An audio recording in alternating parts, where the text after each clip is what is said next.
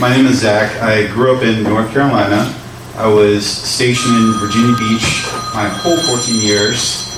My favorite color is blue. And I'm not a dad, but I have Sophie, the golden doodle, who I think has become the unofficial City Mission mascot here. And where did you serve, Zach? So I was on 4 deployments: Operation Enduring Freedom, Operation Iraqi Liberation, all on aircraft carriers. I was an aviation ordnanceman. So I built bombs and missiles and then loaded them on the F-18 aircraft. My name is Brad Nelson. I'm the manager of Veteran Services. Well, for the last 2 years, I've been the manager of Veteran Services here at City Mission. I've been with City Mission coming up on 7 years now. Worked in social services for about 20. And I'm a U.S. Army veteran, 62 Echo Heavy Construction Equipment Operator, Combat Heavy. Army leads the way. These two may help each other over the aggressive military banter. I want to give you the opportunity, Zach, to share a little bit about what has your experience been like here at City Mission? Well, in a word, I would say life-changing. That's a compound word. Is that okay? We will approve it. This is not Jeopardy, so yeah. Just completely life-changing. I mean, I came to the City Mission because I was incarcerated. I would say my transition out of the military wasn't the easiest. I got out during COVID, so that year in 2020, me and 26,000 other veterans had all of our transition classes canceled just because of a global pandemic. And so, my best laid plans have gotten me here, but the City Mission is what I needed to fill in those gaps and those holes that I missed in my life. So, did that answer the question? Zach, you more than answered the question. Zach likes to get A's, and so does the guy sitting next to him. So Brad, talk a little bit about what it's been like to have Zach on our campus and impacting the other residents. So, one of the greatest things is one of the things I look at is having your first conversation and your last conversation. And I know that we're having a conversation still, but when you left, we had our last conversation. So just being able to see the entire journey from start to finish, something that when we have an event like this, not everyone gets to see. So just being able to watch someone who came in here who it looked like one of his bombs went off in his life, and to be sitting next to a comrade and someone I mentored and someone I think of a friend today is one of the most impactful things that a person could experience. And just seeing the restoration process. And the definition of restoration is to make new. And the Bible talks about making new often. So just being part of that process. And that process is not always easy. There's stripping and sanding and repairing and filling gaps, and then sanding some more and sanding some more, and then finishing, and then putting a nice sealer on it. And when that finished product comes out and you know that your hand was part of that is really amazing. Absolutely. Now, first, I want to say to you, Zach, I've known Brad for 7 years, and he just called you his friend. So, It's huge. I know. You guys don't know Brad yet, but we joke. Brad was joking with Melissa, who, like she just mentioned, just started with us. And he's a character, this one. If you can't tell, he's a character. So, Zach, you've won an award already tonight that you didn't know you were going to get. Zach, can you talk to us a little bit about what you have accomplished during your time here? So the City Mission allowed me to take a break and focus on Zach.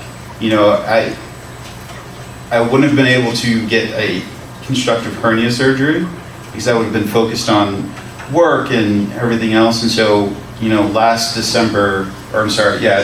January, I went in for this huge surgery, and it allowed me to take care of myself. And that was just such a huge accomplishment. And then also, you know, today I work at Accutrex, so I make parts for aviation, space, and defense here in Washington, and it is an awesome job.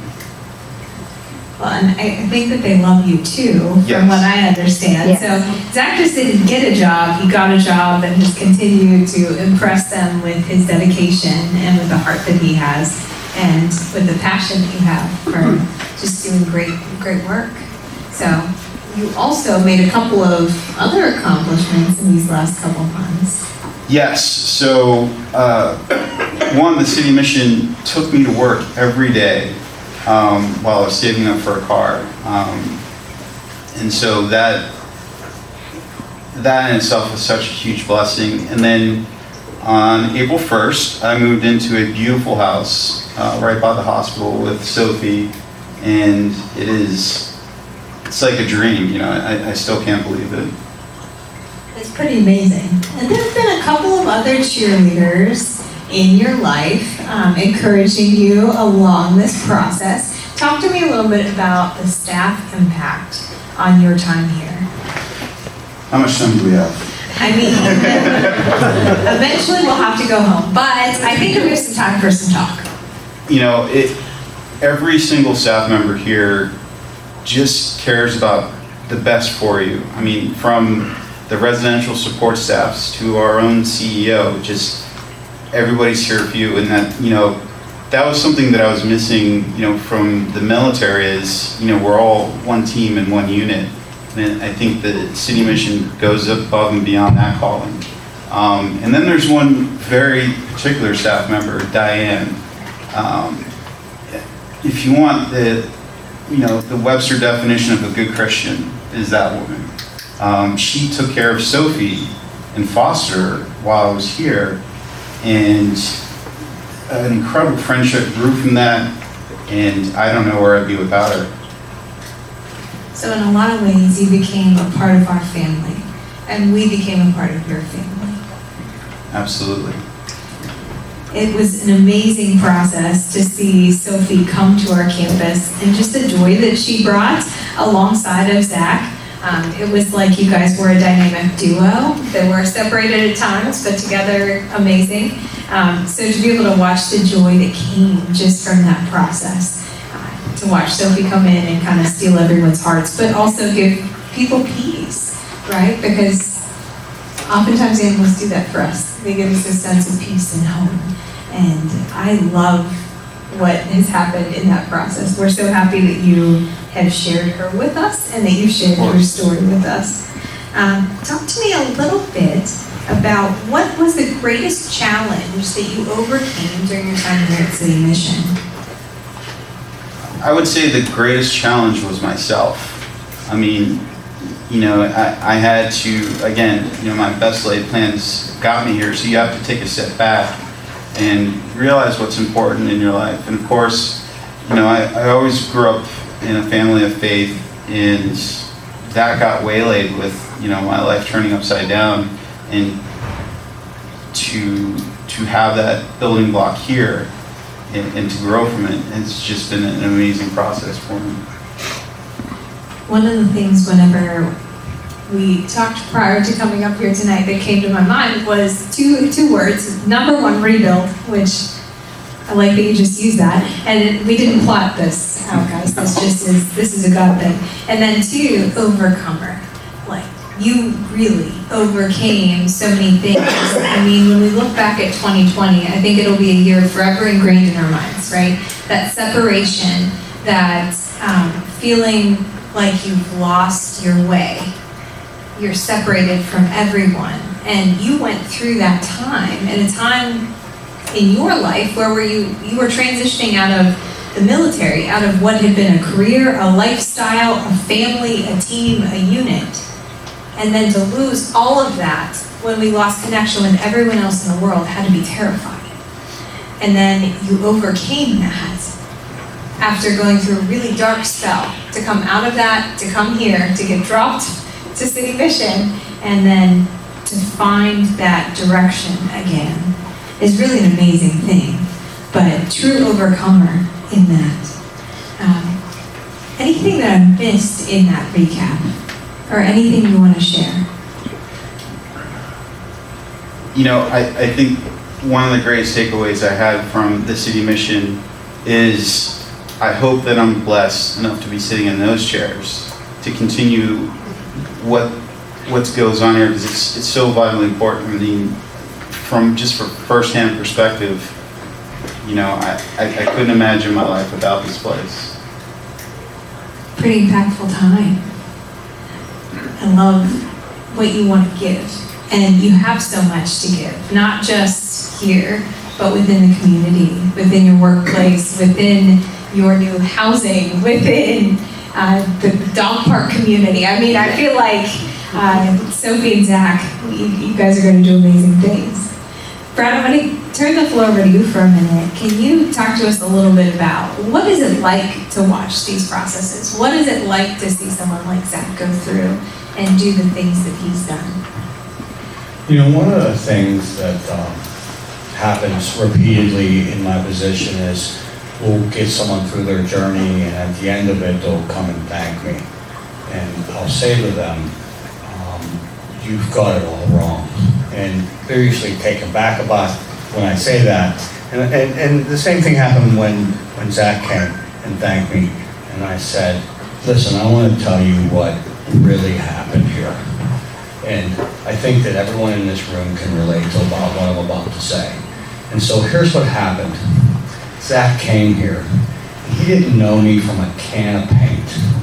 And he sat down in my office and he shared things with me that he never told anybody else in his entire life. And by becoming vulnerable and opening up and allowing me to be a part of that, he let me be the smallest part, and I'm pushing as hard as I can, the smallest part of the most important thing that he'll ever do in his life.